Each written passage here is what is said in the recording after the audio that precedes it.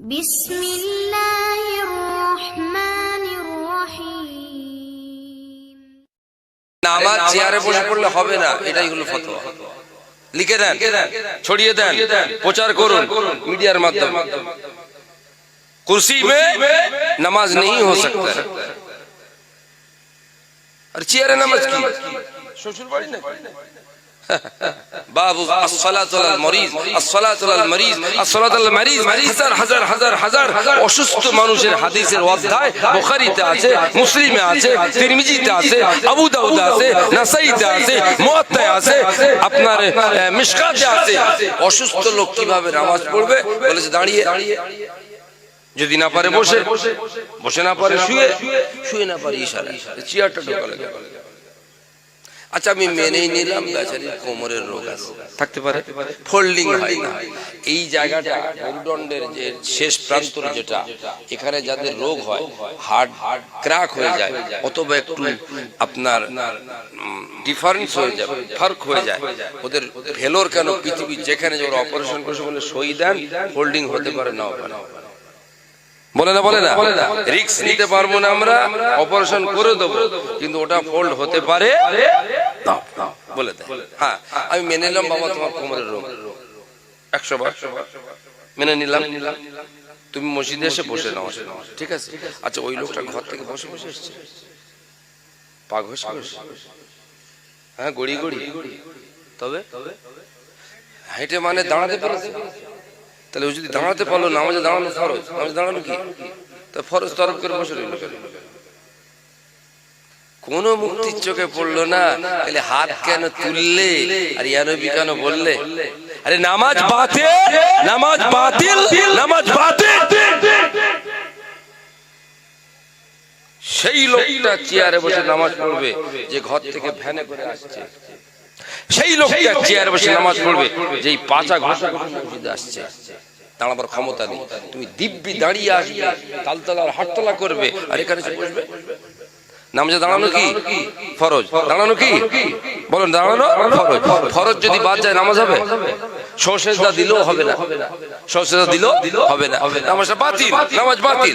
ওই লোকের জন্য আমরা কিয়াসি মাসলা আলে হাদিস, আমার ভাইরা ভালো করে শোনে, তুমি কিয়াস মানো না, তুমি ইজমা মানো না, আল ইস্তিমবাত, ইস্তিমবাত করা মাসলাগুলো মানো না, ইস্তিহাদ করা মশলা মানো না। চেয়ারটা এলো কি করে? মশলা হলো কোন লোক যদি দাঁড়াতে পারে, এসব কিয়াস, এসব কি বেদাতি জায়েজ, বেদাতি জায়েজ, বেদাতি জায়েজ, বেদাতি জায়েজ, এসব জায়েজ মাল বিদআত, বিদআত হাসানা। কোন লোক যদি দাঁড়িয়ে দাঁড়িয়ে মসজিদে আসে, দাঁড়ানো ফরজ, কিরাত পড়া ফরজ, রুকু করা ফরজ, সাজদা করা ফরজ, শেষ বৈঠক ফরজ, ফরজ তো। তাহলে একটা ফরজ বাদ গেলে নামাজটা দৌড়াতে হবে। তাহলে তুমি যখন মসজিদে আসবে বাবা, তোমাকে বলে যাচ্ছি আল্লাহু আকবার, ইমাম বলল তুমি বললে দাঁড়িয়ে যাবে, ইমাম আলহামদুলিল্লাহ পড়বে, চুপ করে দাঁড়িয়ে দাঁড়িয়ে শুনবে, ইমাম কিরাত পড়বে, চুপ করে দাঁড়িয়ে দাঁড়িয়ে শুনবে। দাঁড়ানো কি?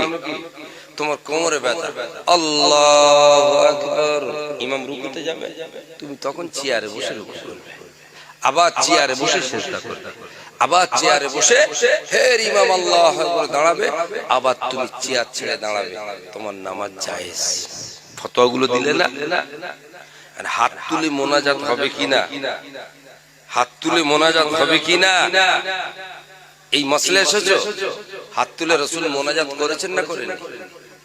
হ্যাঁ, আমার কাছে এই মুহূর্তে হাত তুলে মোনাজাত করেছেন 209টা হাদিস লেখা আছে। দুটো একটা বললাম, 200 হাত তুলে মোনাজাত। আর রাসূল হাত তুলতে তুলতে আল্লাহ আল্লাহ আল্লাহ আল্লাহ আল্লাহ এরকম এত উঁচুতে হাত তুলে দিতেন, সাহাবারা বলছেন আমরা নূরের বগলটা দেখতে পেতাম। জোরে বলুন সুবহানাল্লাহ। না, সবাই নামাজের পরে, ফরজ নামাজের পরে দোয়া পড়ে, দোয়া পড়ে, দোয়া পড়ে। ভালো করে শুনুন, ভালো করে শুনুন। দোয়া করা আর দোয়া পড়া এক না আলাদা? ভাত খাচ্ছি বিসমিল্লাহ, পায়খানা যাচ্ছি এই দোয়া পড়, কেউ বলেছে ভাত খাওয়ার সময় দোয়া কর, পায়খানা যাওয়ার সময় দোয়া কর বলেছে, এই হাটে যাওয়ার সময় দোয়া কর বলেছে, দোয়া পড়ো। কি বলে? দোয়া করো আর দোয়া পড়ো। নামাজের বাদ, আজানের বাদ দোয়া করো, বাকি টাইমে দোয়া পড়ো। আরে পড়তে গেলে ঠোঁট লাগে, করতে গেলে অনেক কিছু লাগে। ছোট্ট একটা হাদিস বলছি, হাদিসটা পাওয়া যাবে মুসলিম শরীফ। রাসূল পাক সকলে বলুন সাল্লাল্লাহু আলাইহি ওয়াসাল্লাম মক্কা শরীফ মদিনা শরীফে গেছেন। কেউ আছেন বাবা এখানে? কেউ নেই? কেউ নেই আছেন? মদিনা শরীফ জাননি? ওয়ালিল্লাহি আলান নাসি হিজ্জুল বাইতা মান ইসতাতা ইলাইহি সাবিলা। ছেলে তোমরা জানো না, এখান থেকে মক্কা জেদ্দা যাওয়া আর জেদ্দা থেকে বাড়ি আসা যে ক টাকা ভাড়া লাগবে, আর 1.5 মাস থাকার তোমার সংসার খরচা যে ক টাকা লাগবে, আর তুমি একা খাবে 1.5 মাস, এই পুঁজি যার থাকবে তার উপর হজ ফরজ। বলেন তরুণপুরের কটা লোকের উপর হজ বাকি আছে? কটা লোক হজ কাজা করে বসে আছে? বলে ওয়ালিল্লাহি আলান নাসি হিজ্জুল বাইতা মান ইসতাতা ইলাইহি সাবিলা। আমি আল্লাহ বলছি, যাওয়ার আর আসার ক্ষমতা হয়ে গেছে, তাই না?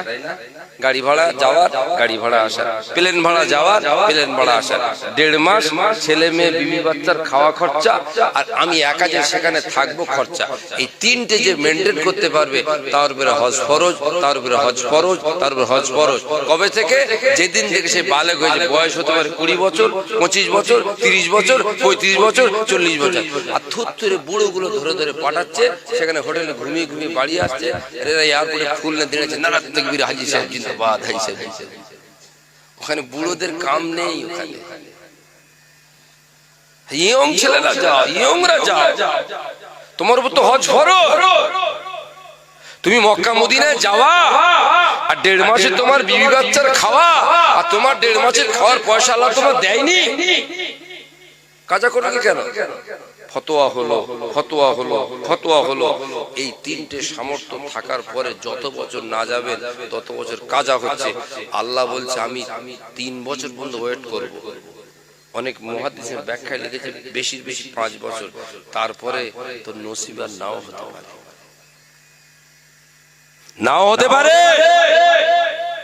পয়সা থাকবে এমন রোগ হয়ে যেতে পারবে না, পয়সা থাকবে এমন পেরেশান দেবা যেতে পারবে না। এমন হতে পারে পয়সা তুমি ভিখারি হয়ে যাবে। শরীয়তের ফতোয়া হলো এই যে কাজা করেছো আল্লাহ তোমার ভিখারি বানিয়ে দেবে, কিন্তু এই কাজাটা তোমার ঘাড়ে পড়ে থাকবে। ভিক্ষে করেও তোমার হজ করে আসতে হবে না, তো কাজা আদায় হবে না। ছেলেদের বলছি ইয়ং বয়সে চলে যাও। সব আমাদের দেশের সব বয়স্ক লোকেরা যায়, সব বয়স্ক লোকেরা। বিদেশিরা এমন করে যেন আল্লাহর কাবা তারা দখল করে নিয়েছে। আর আমাদের বুড়িগুলো থু থু থু করে হে দূর ঘুরতেছে, ওই ওই ওইটা এরকম দেখে নিচ্ছে, ওই ওই ওইটা। আর তারা সেখানে করতেছে সব ইয়াং, সব ইয়াং। আর এরা কোথা থেকে মশলা শিখে রেখেছে? ছেলের দোকান করে দেওয়া হয়নি, ও জমি লিখে দেওয়া হয়নি, মেয়ের বিয়ে হয়নি, হজে যাওয়া চলে না। কে বলেছে ফতোয়াটা? এই ফতোয়াটা দিয়েছে কে? নিয়ত করে নাও সব, হজে যাও। একটা মজার মশলা বলে দিই, একটু আস্তে আস্তে বলি। হ্যাঁ, যত উমরায় যাবে আল্লাহর কসম বলছি তত বাড়বে। জোরে জোরে জোরে ভেবো না ভুলে, এত খরচ। যত বেশি উমরা করবে তত বেশি বাড়বে।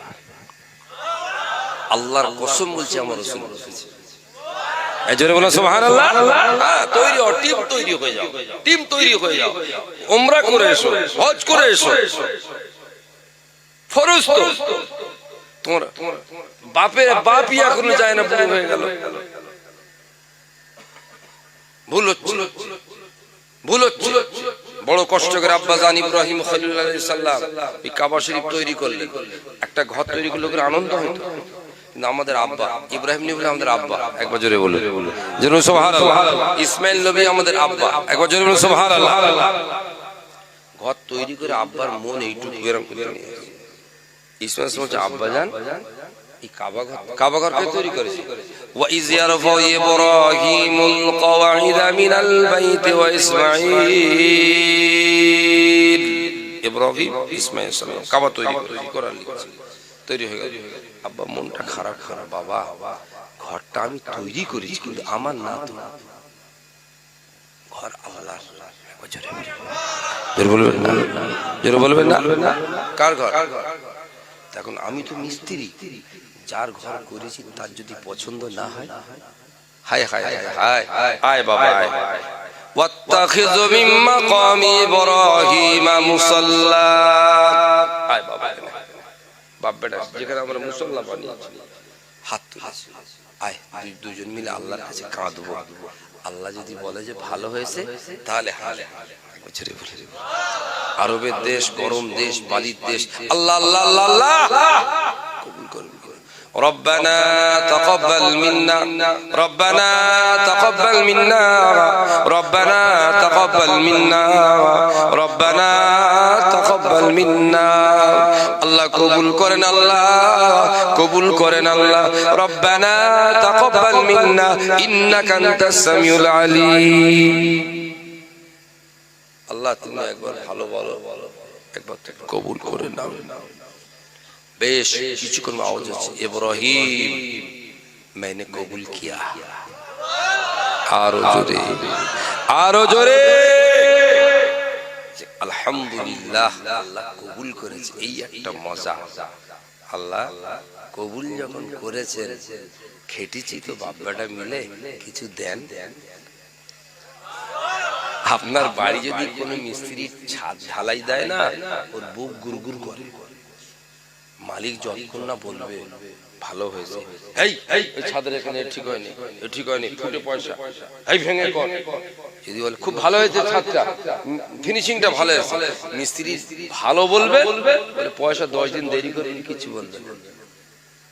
ওইটা শুধু মিস্ত্রি শুনতে চায়, মালিক বলে যে ঘরটা ভালো হয়েছে। হ্যাঁ হ্যাঁ, আল্লাহু আকবার।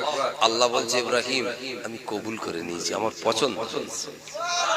আব্বা জান বলছে আল্লাহ পাক আপনি কবুল করে নিয়েছেন, আল্লাহ আমাকে কিছু দেন। ও ইব্রাহিম তুমি কি চাও বলো? আল্লাহ জমি নেব না, জায়গা নেব না, বিল্ডিং নেব না, বালাখানা নেব না, রাজত্ব নেব না, সুলতান নেব না, একটাই ভিক্ষা, কাবার বিনিময়ে আপনি খুশি হয়েছেন, কাবা তৈরি করেছে আল্লাহ, কাবার বিনিময়ে আমার বংশের ভিতরে আখিরি জামানা নবীকে পেতে চাই। জোরে বলবেন না সুবহানাল্লাহ। আল্লাহ আমার একটাই দাবি, শেষ জামানার নবী হবে, হাজার হাজার বছর পরে আসবে। আমার একটাই দাবি, আপনি কাবা কবুল করে নেন, আর ওই সন্তানটা আমার বংশ থেকে দেন। আরো জোরে।